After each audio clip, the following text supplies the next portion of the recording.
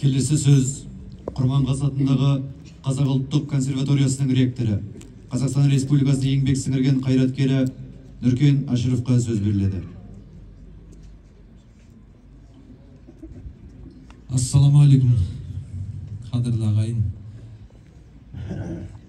Қазақтың күй бәйтерегі құлады. Әбдімомын атамыз қазақтың күйшілік өнерінде жаңаша із қалдырған. Мынау күйшілік мектептер болса, соның ішінде Жетісу, Алатау күй мектебінің белді өкілі болып, өзінің артында өшпес мұра қалдыра білді, өзінің ізін сала білді.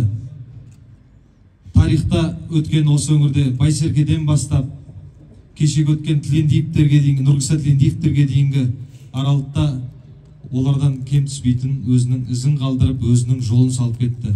Бұл кісінің күйлері де, әндері де халқының жүрегінде терең орын алды. Бір ғана Ерке Сылқым күй туралы көп нәрсені айтуға болады. Ол Ерке Сылқым әсілі өзімнің орындауымда да бүкіл Европа, әлем елдерінде, сонау Америкаға дейін шырқалғаны көпшілікке мәлім.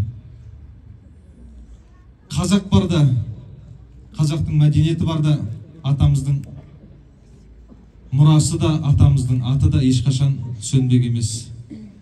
Қош болын. Жаныңыз жаннатта болсын, топырағыңыз торқа болсын.